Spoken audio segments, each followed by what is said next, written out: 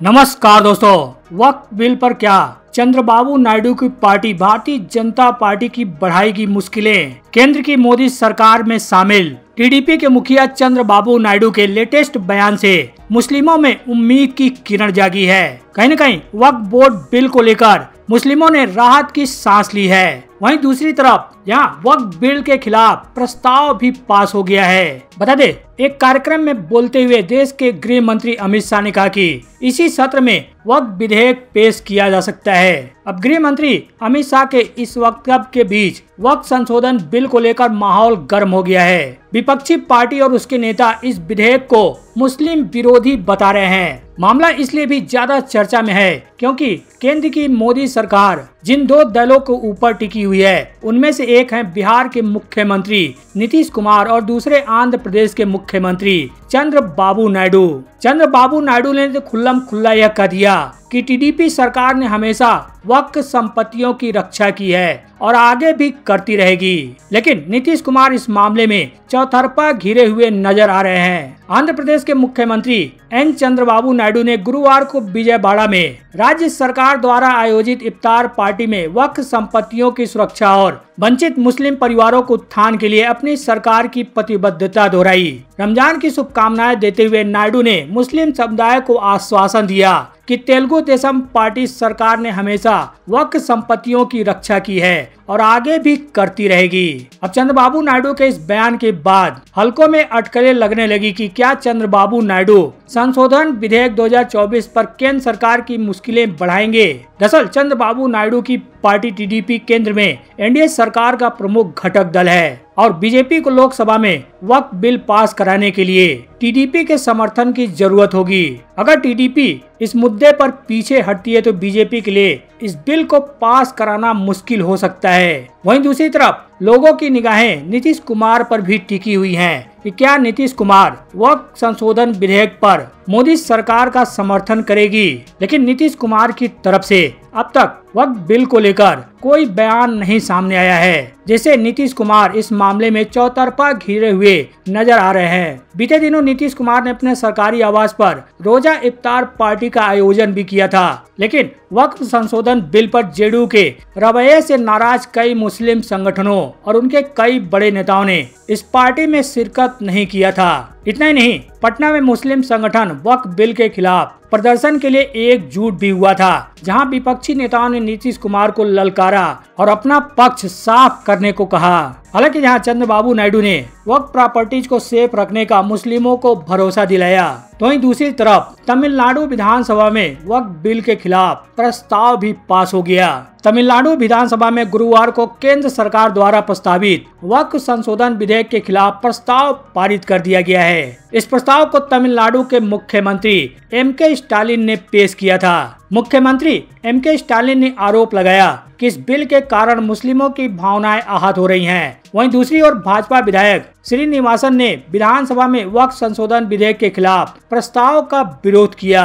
तमिलनाडु विधानसभा में केंद्र सरकार द्वारा प्रस्तावित वक्फ संशोधन विधेयक के खिलाफ प्रस्ताव पेश करते हुए राज्य के मुख्यमंत्री स्टालिन ने कहा कि केंद्र सरकार वक्फ विधेयक में संशोधन करने की कोशिश कर रही है, जिससे वक्फ बोर्ड की शक्तियों में बाधा आएगी। इससे मुस्लिमों की भावनाएं आहत हो रही हैं और केंद्र सरकार को इसकी कोई परवाह नहीं है। मुख्यमंत्री द्वारा पेश किए गए प्रस्ताव में उन्होंने कहा कि भारत में लोग धार्मिक सद्भाव के साथ रह रहे हैं। संविधान ने सभी लोगों को अपने धर्म का पालन करने का अधिकार दिया है, वहीं चुनी हुई सरकारों को इसकी रक्षा करने का अधिकार है। विधानसभा सर्वसम्मति से जोर देती है कि केंद्र सरकार को वक्फ अधिनियम 1995 के लिए वक्फ संशोधन विधेयक 2024 को वापस लेना चाहिए। यह अल्पसंख्यक मुसलमानों को बुरी तरह प्रभावित करेगा।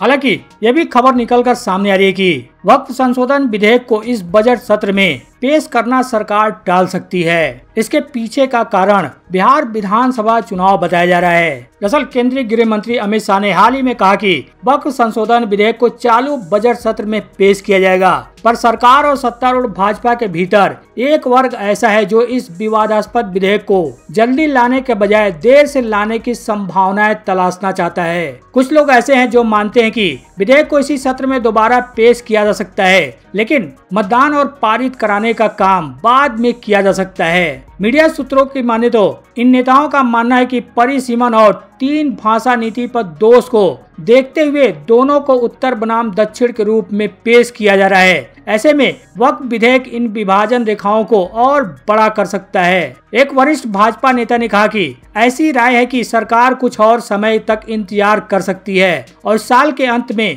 बिहार में होने वाले चुनाव तक इस विधेयक को टाला जा सकता है। वहीं समाजवादी पार्टी के सांसद जावेद अली खान का कहना है कि सरकार चुनाव को ध्यान में रखते हुए वक्फ संशोधन विधेयक को फिर से पेश करने को टाल सकती है। इंडियन एक्सप्रेस से बात करते हुए खान ने कहा कि मुख्यमंत्री भाजपा के सहयोगी जेडीयू प्रमुख नीतीश कुमार की वहां के मुसलमानों के बीच एक खास छवि है। मुझे लगता है कि भाजपा इस सत्र में वक्फ विधेयक लाने की संभावना नहीं रखती है, लेकिन पश्चिम बंगाल और असम चुनाव से पहले ऐसा करेगी, जहां उन्हें सांप्रदायिक ध्रुवीकरण से फायदा हो सकता है। आपको बता दें, अगले साल पश्चिम बंगाल और असम के साथ साथ केरल, तमिलनाडु और पुडुचेरी में भी विधानसभा के चुनाव होने हैं। दरअसल वक्फ बिल संशोधन विधेयक को लेकर नीतीश चंद्रबाबू नायडू की इसलिए ज्यादा बात हो रही है क्योंकि केंद्र सरकार में ये 2 महत्वपूर्ण दल हैं, जिसकी वजह से सरकार चल रही है और वक्फ संशोधन विधेयक भी इनके समर्थन के बाद ही पास हो सकता है। क्योंकि आपको बता दें, चंद्रबाबू नायडू की टीडीपी के पास 16 लोकसभा सीटें हैं और नीतीश कुमार की पार्टी जेडीयू के पास 12 लोकसभा सीटें हैं। दोनों पार्टियों को मिलाकर, यानी नीतीश कुमार और चंद्रबाबू नायडू की पार्टी को मिलाकर दोनों के पास 28 लोकसभा सीटें हैं और एनडीए के पास कुल 292 या 293 सीटें हैं, जो कि अभी बहुमत में है। इस कंडीशन में बीजेपी की मोदी सरकार वक्फ संशोधन विधेयक पास करा सकती है। यदि चंद्रबाबू नायडू और नीतीश कुमार की पार्टी इस पर पीछे हटती है तो बीजेपी मुश्किल में फंस सकती है, क्योंकि जो बहुमत का आंकड़ा है 271 का है। अगर नीतीश कुमार और चंद्रबाबू नायडू की पार्टी वक्फ संशोधन विधेयक के खिलाफ खड़ी हो जाती है तो बीजेपी के पास लोकसभा में जो बहुमत का 271 का आंकड़ा है वो घटकर 264 पर आ जाएगा। इस वजह से नीतीश कुमार और चंद्रबाबू नायडू की इस मामले में ज्यादा चर्चा हो रही है। हालांकि चंद्रबाबू नायडू और नीतीश कुमार की तरफ से इस तरह का अभी तक कोई बयान सामने नहीं आया है कि वक्फ बिल का वो विरोध करेंगे। बहरहाल वक्फ बिल कब पेश होता है यह तो देखने वाली बात होगी, लेकिन वक्फ बिल को लेकर ओवैसी का कहना है कि मोदी इसलिए पीएम है क्योंकि वो बैसाखियों पर निर्भर हैं। उन्हें नीतीश कुमार, चंद्रबाबू नायडू, चिराग पासवान, जयंत चौधरी का साथ है। ओवैसी ने वक्फ बिल को लुटेरा कानून भी कहा। ओवैसी ने कहा कि भाजपा के पास लोकसभा में बहुमत नहीं है, यह सरकार बैसाखियों पर टिकी है। नरेंद्र मोदी प्रधानमंत्री हैं क्योंकि यह नीतीश कुमार, चंद्रबाबू नायडू, चिराग पासवान और जयंत चौधरी की बैसाखियों पर निर्भर हैं। उन्होंने कहा कि अगर ये चारों दल इस असंवैधानिक विधेयक वक्फ बिल का समर्थन नहीं करते हैं तो ये विधेयक कानून नहीं बन पाएगा। वक्फ विधेयक मुस्लिम वक्फ बोर्ड को हमेशा के लिए बर्बाद कर देगा। ओवैसी का कहना है कि लेकिन अगर ये भाजपा का समर्थन करते हैं तो मैं उन्हें चेतावनी दे रहा हूं कि मुसलमान उन्हें कभी माफ नहीं करेंगे।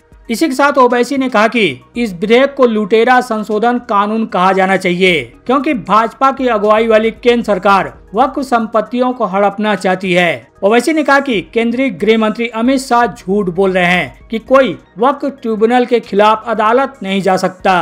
दरअसल ओवैसी ने शनिवार को हैदराबाद में यह बयान दिया। हैदराबाद में बाह में काली पट्टी बांधकर ओवैसी ने वक्फ बिल का विरोध किया।